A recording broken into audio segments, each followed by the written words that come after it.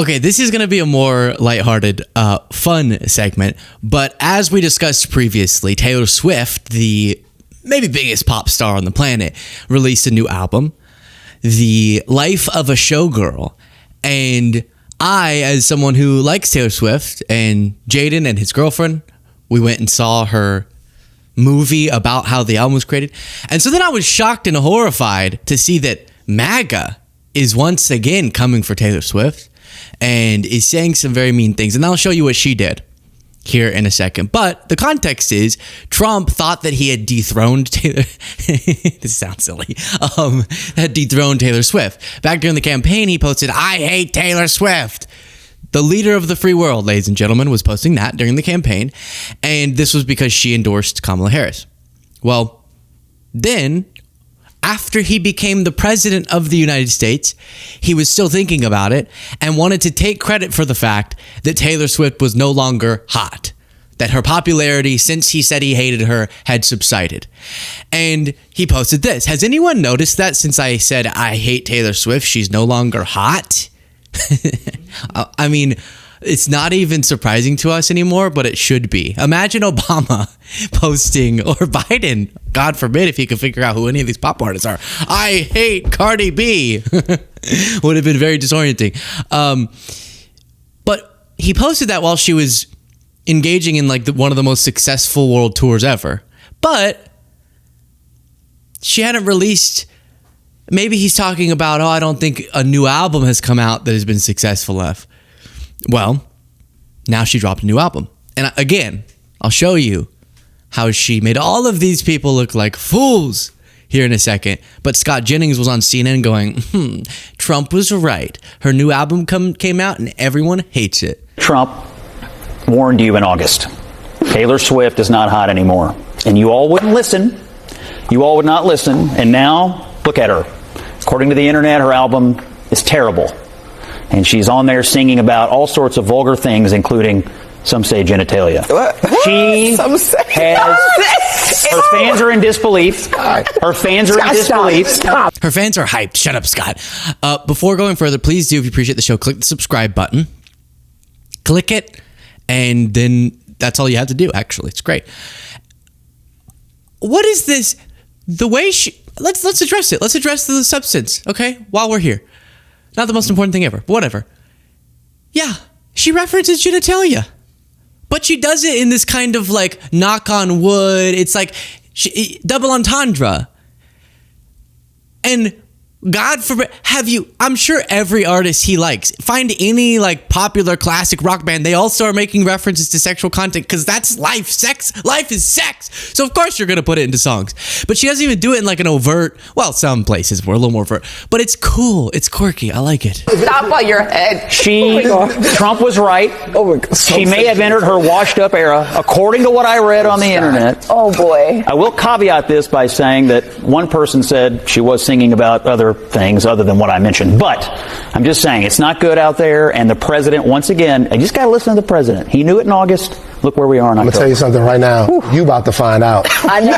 Yeah, big time. Clip that one, put it on Twitter. You about to find out. I will clip it immediately. Just wait. I defend my position. You about to find out. On Beyonce's internet, you about to get Swifties. Fine. All right. Get to work. All right, Swifties. You about to find out. I feel like I have to read a disclaimer. They think it's terrible. The opinions expressed at this table do not reflect on this program. You got to take it up with Scott at home. Everybody, thank you very much. I don't understand. It's literally in the research. You guys got to read stuff. Thank you very much. So maybe a part of the internet he's on, and you're entitled to whatever feelings you want to have. I think we should all be slightly concerned with Scott Jennings doing his face again. Because when you own as many libs as I do, you got to put a place to put them all. Right, good job, Scott. You owned us. But more so, I think the more embarrassing part of this is that the president of the United States, and then Scott Jennings is trying to credit him with they're attacking a great American artist. I thought they were against that. But here's all she had to do to respond, right? It's in the numbers, baby. Spotify announced on Friday that The Life of a Showgirl became the platform's most streamed album in a single day this year. The album reached that milestone in just 11 hours. That same day, Spotify said one of the tracks, The Fate of Ophelia, became the most streamed song in a single day in the platform's history. Does that sound like Trump was correct? Maybe it's not true that everything in our culture is defined by Trump's whims and everything's defined by what Trump likes and doesn't like. I know a lot of people. Yeah, I know a lot of people who love Trump and still love Taylor Swift, even knowing that she doesn't like Trump. And she didn't. I heard somebody say that one of her songs was about Trump or was referencing him a little bit, his archetype. It's titled "I Hate Donald Trump." No, no, maybe that's in there. But I think the best rebuke is just success, right? And that's what she demonstrated. But Ben Shapiro was also trying to do this. Every time any new album comes out, there's going to be people like, oh, this isn't good, but I love it. I can't play the songs because then we'll get copyrighted, so that's the best that you get. Ben Shapiro was kind of trying to, well, maybe take this down. Do you remember when he went really viral for reading out the lyrics of a Cardi B song? I think he was trying to find the virality, find the notoriety that he got back when he did this. Come take a dive and continue along these lines. And it gets significantly more vulgar, like a lot more vulgar. Talk your S word, bite your lip, ask for a call while you ride that D word. You really ain't never gonna F him for a thing. He already made his mind up before he came. Now get your boots and your coat for this wet ass P word. You really ruin the rhymes when you say D word. It really hurts the rhyme scheme. But I love the blur, because it's not like they. I think she had clothes on, but they're still blurred. Interesting. But he got a lot of traction. This video has 3.5 million views. I think he was trying to revamp that, but that was like about Cardi B. Taylor Swift's song it's not so overt, and still he's hating on it, trying to take down a great American artist. MAGA hates beautiful, successful women, as they said about the left with Sydney Sweeney. Apparently, Taylor Swift is angry at Charlie XCX because she released a song on her Brat album called Sympathy is a Knife. And that was apparently about Taylor Swift, who had briefly dated Maddie Healy, who was the bandmate of Charlie's now husband. I don't even know any of this. George Daniel. So I know it's getting a little bit complicated. It's like a Habsburg Empire family tree at this point. But apparently Taylor Swift dated a person named Maddie Healy, who is the bandmate of a person named George Daniel, who is now married to Charlie XCX. And so Charlie XCX wrote a song supposedly about Taylor Swift called Sympathy is a Knife. And now Swift apparently heard about the speculation, and she has a song called Actually Romantic, in which she basically accuses Charlie XCX of being obsessed with her, so obsessed. Just like everyone is obsessed with Taylor, Tay-Tay. She's so obsessed. Maybe it's actually romantic how obsessed she is. Oh my God, this guy. They're all 17. Can you stop being 17 for like half a second, please? Lady, like you're getting married. Can you get over yourself? I know we're all supposed to be on the Taylor Swift bandwagon. I can't get there, guys. I just can't. She's 35 years old. She's acting like a child. Oh my God, these, what we used to call middle-aged, okay? Like, I understand 35 is now considered the new 15 or something. But 35, like, Taylor Swift is a couple years younger than my wife. My wife's a doctor with 4 kids. Like at a certain point here, grow up. Okay, whatever. So I'm talking about this because they're talking about it. Well, I talked about it because we actually were interested, but the politics of it is just strange. They're mad at Bad Bunny. They're mad at Taylor Swift for, I don't even know what reason. She hasn't talked about politics in forever, but they're just upset. And then despite the hate, as James Comey said, she ignored the haters and she lived her best life. Thank you, James. Let me read you. You know what? We're going to do lyric analysis on this show right now, really quick. Ben Shapiro says the child's song. Think about if you're in her position. You have a lot of options if you hear someone's talking trash about you. I think writing this song is such a cool way to handle. Here's the lyrics. Ready? I heard you call me boring Barbie. Wet as P word. No. When the cokes got you brave, high five my ex, and then you said we're glad he ghosted me. Wrote me a song saying it makes you sick to see my face. Some people might be offended, but it's actually sweet. All the time you spend on me. It's honestly wild, all the effort you put in. It's actually romantic. I really gotta hand it to you. Ooh, no man has ever loved me like you do. That's devastating. If you're, is it Charlie X CX? If you try, that's devastating. Just give up. Because it's not a shot back the other way. That's such a cool way to handle it. I feel so much like James Comey right now. If you missed that, James Comey posted a video quoting Taylor Swift and how she deals with the haters and stuff. And it was an interesting thing to see the former FBI director quoting her. But seriously, as I was thinking when I heard there was maybe going to be a song responding to drama with a different celebrity, it can come off really petty. To Ben's point, it could come off really petty. But to be like, you know what? I'm actually flattered that you're thinking about me so often. In your face. It's devastating. Business Insider. Did we already read this? Taylor Swift is breaking her own record with The Life of a Showgirl. Also, she released... Think about how many pop artists could release a movie about their album, about the making, that's just playing the songs and some behind-the-scenes footage. And then a 3-day event timed newly released, it could be this successful. And it beat out Dwayne Johnson's movie. But that, I mean, his kind of was struggling. Unfortunately, we love Dwayne Johnson, but what am I looking for? $33 million during its run from Friday to Sunday. Just a short little showing, #1 spot in the theaters. In your face, MAGA. And maybe actually romantic's about MAGA. Maybe it's about Trump. Maybe that's the one that's about Trump.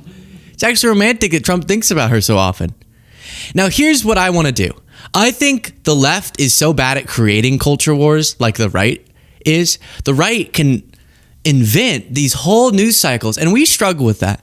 And I think we should give this a try. So remember when some randos online were mad at the Sydney Sweeney ad, and she's a famous actress, but then it really got blown up when all the right-wing media was going, see, the Democratic Party, all liberals can't stand any beautiful women and any white women, and they hate successful women. And that was their branding. And Jesse Waters was saying stuff like this. They've called a blonde-haired, blue-eyed actress a Nazi for a week. And this is a Madison Avenue campaign thing that they've done since the 80s, the play on words with jeans. They've done it with brown-eyed girls, blacks, and blondes. And so Trump, who is in the culture because he watches TV all the time, seizes on this, champions this great American clothing company, and the Democrats lose another culture war battle. So if you missed this saga, it was brain melting, but segments that, like 3 days ago, there was, and this was months ago, but 3 days ago, Fox revamped it and said, Sydney Sweeney keeps triggering the libs because she exists and they hate anyone who's white. And they made a whole thing of it. And then I think for the MAGA audiences, as distraction oriented as that is to keep their eye off of more important topics, it at least makes them feel like they're getting little wins. Oh my gosh, yes, Trump champions Sweeney, and that's why she's successful. Trump, yes, oh, MAGA's winning. Beautiful women are MAGA, woo! And I think we need a win. We're the ones who are out of power and always dealing with the terrible thing Trump's doing. We should get a win. And I think, have you ever been in an argument and you play mind games a little bit and the person's like, that grass is green. You're like, no, I think it's blue. And they're like, no, it's green. You go, yeah, that's what I've been saying the whole time. It's green. You just conceded my point. And they're like, what? You just I think we should do that here. MAGA hates white women. They hate Taylor Swift because she's white. They hate Taylor Swift because she's successful. And they hate her because she's beautiful. And the Democratic Party is the party of beautiful women. I think we should try it. We never even give it a go. They'll bring up, oh, the M&Ms went woke and now they're ugly and I don't get aroused whenever I see M&Ms. And the audience is like, yeah. And then, Mr. Potato Head is gender ambiguous or something now. Whoa, oh no, Mr. Potato. Even though, isn't the potato itself gender ambiguous, and they like put on either the female potato or the male potato? I think, excuse me, I threw my pen. I'm just going to use this now. I think that's how I had sex explained to me through Mr. Potato Head figures. But they make that into something. What else? What else have they been doing with the culture? Sorority girls are doing dances like they always do at the beginning of the year, and they're like, this is a direct rebuke of the left, and it works. And a lot of their followers are like, yes, and we don't even try. We don't even give it a go. Let's give it a go. MAGA thinks Taylor Swift is a Nazi, and I won't stand for it. For too long, MAGA has demonized you if you're successful, if you're beautiful, and if you're an American legend. And I will not stand for it. And now any videos that I see of anyone dancing to Taylor Swift ever is clearly specifically them saying they hate Trump. Any person at any Taylor Swift, it's all a direct rebuke of Trump because the culture has gone liberal. I think it's working. And then one other thing, Bad Bunny was on SNL, and obviously MAGA's really upset that Bad Bunny is playing the halftime show because he's not from America, even though he is, but many of them don't know Puerto Rico. So they're mad at him for that and for speaking Spanish and for not liking Trump. That's the big part. And so he was on SNL. I can't play this clip probably because we'll get copyrighted, but here's a little compilation they played on SNL of Fox News talking about Bad Bunny. Bad Bunny is my favorite musician, and he should be the next president. And so Bad Bunny was kind of mocking MAGA's outrage over him. My serious point is, I think as all of you got kind of uncomfortable as I'm shouting about MAGA hating great American artists, etc., and how the great crisis is that MAGA hates femininity and they hate Taylor Swift's getting married. They hate marriage. Frankly, did you know that? MAGA hates marriage. They hate having kids. They hate great American families. They hate reproduction. They hate babies. As you're hearing that, it's sort of like, Luke, that's so cringe. I hope that emphasizes how ludicrous the way that they spin these culture wars to create moral panics are.